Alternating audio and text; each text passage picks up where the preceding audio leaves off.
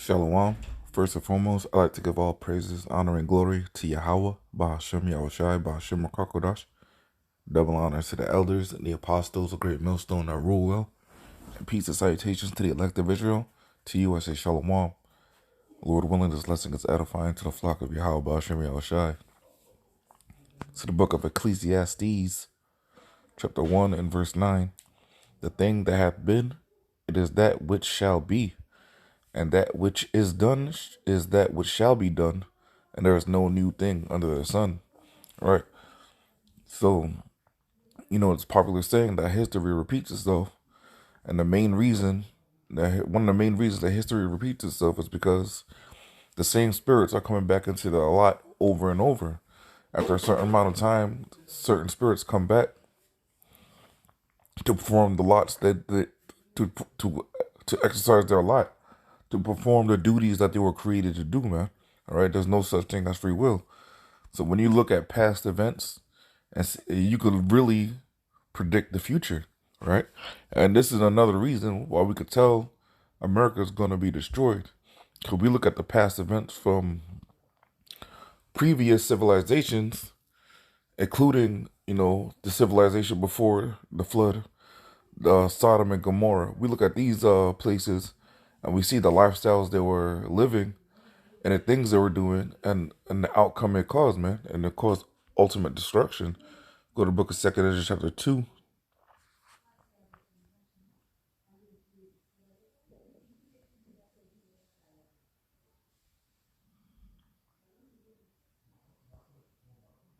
Second Ezra 2 and 8.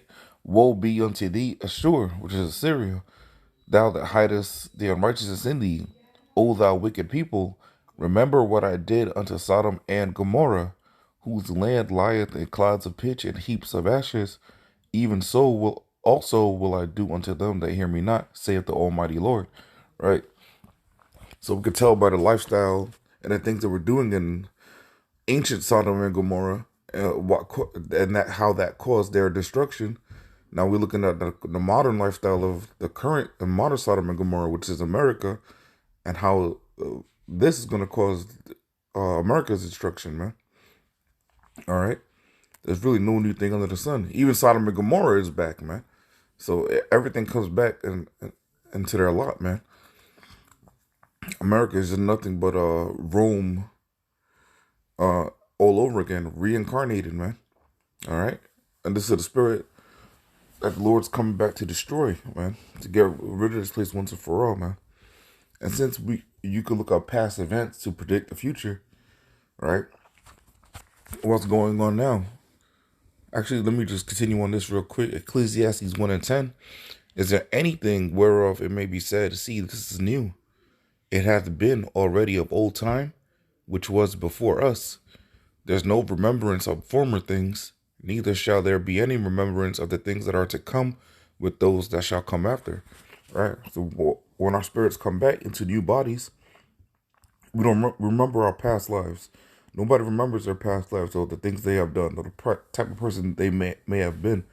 Right? But if you look in your current life, it should give you an example of how you were in your past life. All right? Because scripture talks about how the spirits of the prophets are subject to the prophets. So if you are here in modern day prophesying the destruction of, great kingdoms, prophesying the return of Yahushai, prophesying, the end of wickedness, man. You're prophesying, period, man. You probably were a prophet in your past life too, man. All right? There's no new thing under the sun. And the spirit of the prophets are subject to the prophets. All right? Let me see if I get that real quick.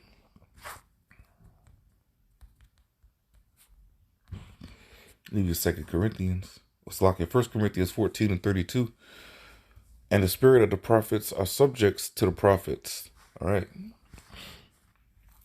We are not in control of anything, man. None of our actions, our thoughts, our words. It's all due to the spirit. And the Lord is in control of all spirits, man. The Lord is the father of spirits. All right? Everything is done through the spirit. But people use their spirituality for carnality in these days, man. It's another reason why this place is going to be destroyed. All right? It's too carnal. Being carnal is enmity with the Yahweh Shem Yahushai. All right. But the reason I'm bringing this lesson out through the spirit, is because what's going on in the so-called political theater, man, is you have certain states. I believe Colorado was the first, but they undid what they did. They undid their decision to remove Donald Trump off of the ballot, which means in the coming election you won't be able to vote for Donald Trump if you were in Colorado. And Maine followed suit, and Maine is trying to do the same thing.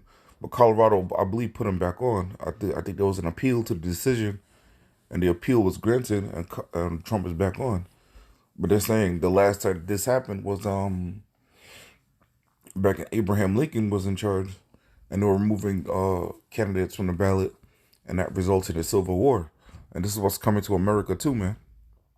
When was the last time that we had states who were removing presidential candidate from the ballot? Abraham Lincoln. Thank you. What did that result in? Civil War. Civil War. This is not a joke anymore. We cannot take things like this lightly, because we have specific examples in the history of our nation that we can look at, and then we can watch the result of that. We can look at that in history. And let me tell you right now, man, you don't want that, man. All right. And that's the thing. Things that were written aforetime were written for our learning. So now, things that were written in the past were written to warn us in the future about how not to act and behave. It's like, for instance, long hair.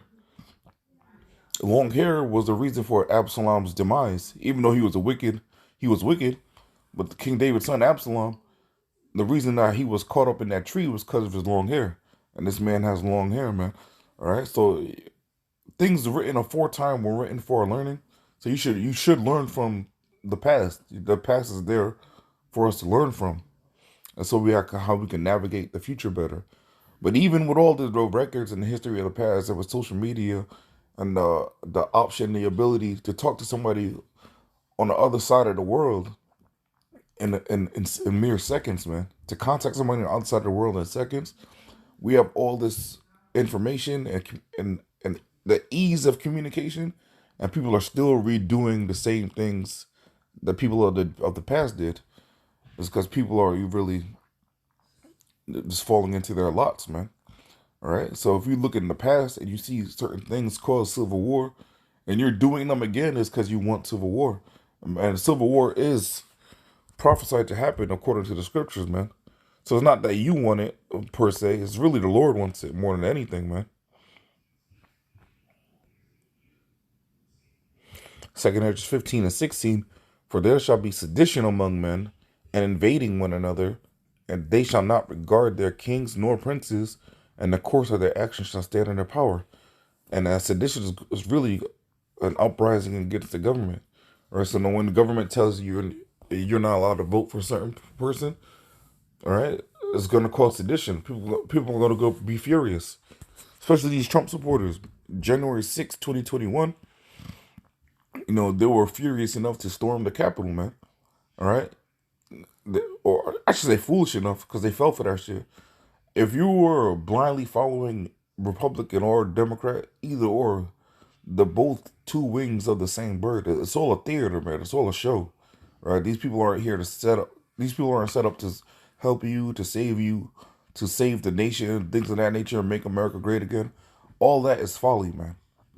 And the only power we should be serving is Yahweh Shem Yahshai and the men that Yahweh Shem Yahshai set up, man. All right? These Edomites that are put in the office and positions of power are not here to save anybody, including other Edomites, man. All right? Verse 17, a man shall desire to go into a city and shall not be able. For because of their pride, the city shall be troubled, the houses shall be destroyed, and men shall be afraid. A man shall have no pity upon his neighbor, but shall destroy their houses with the sword, and spoil their goods because of the lack of bread, and for great tribulation. Right? You have neighbors fighting each other, man. All right? And this could either mean, your literal neighbor, all right? People right next to you, right next door to you, people in your same neighborhood. These are your neighbors, but also in the scriptural neighbor is people that come from basically your own family, your own kin, man. That's who your neighbor is, man. All right. So a man's not gonna have pity upon anybody, man. All right. So this is civil war, man. Actually, let me go into the definition of civil war real quick.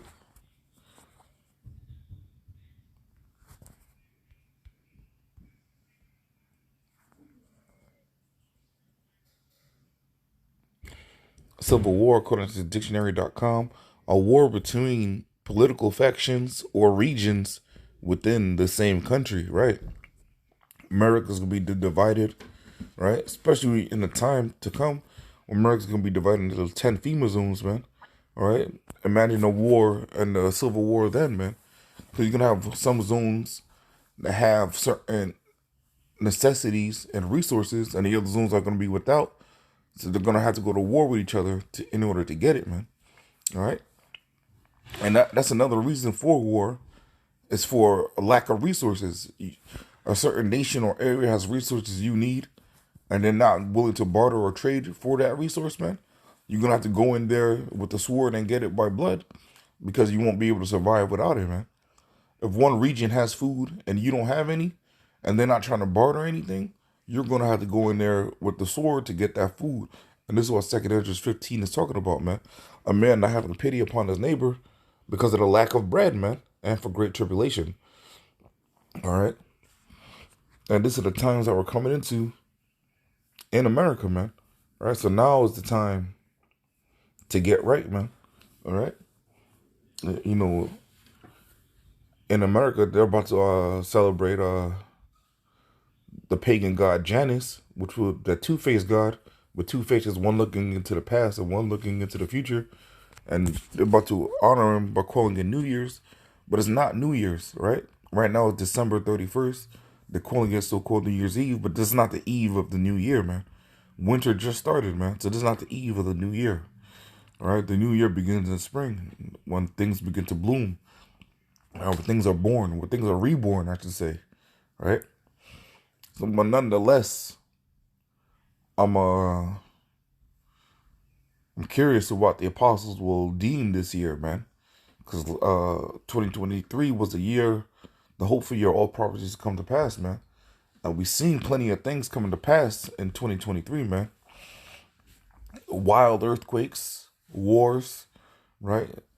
The sea hip, even though the sea has been here, but they're making progress towards making it mandatory, right? Like 3 banks collapsed in 2023 when those 3 banks lost a total of almost $500 billion, right? Which is a huge amount of money, man. Right? For a bank to collapse, that's a major thing, because banks really have a cheat code to have access to unlimited money, right? It's like losing a video game and with codes. You play with cheat codes in a video game and you're still losing, man. That's like a bank failing, man. A bank is really a cheat code with the high interest they charge, the fees they charge, man, and their ability to leverage the deposits they have and to create more money and give out more money. But you seen these major banks collapse, man. We're seeing the times, man. So 2024, who knows what? Only Lord knows what's in store. But Lord willing, this is the year where the economy collapses, the sea hip gets mandated, war is breaking out on the soil of the U.S., man. This is what we're hoping and praying for, because in that day, and we'll know, even though we know now, but we'll be closer to the return of Yahweh Shai, man, according to 2 Ezra 13. But I'm going to wrap it up with that. Lord willing, this lesson is edifying. Again, I want to give all praises and honor and glory to Yahweh, Bahashem Yahweh Shai, Bahashem Rakakwadash. Double honors to the elders and the apostles of Great Millstone that rule well. And peace and salutations to the elect of Israel. Until next time, we'll say Shalom and above the wall.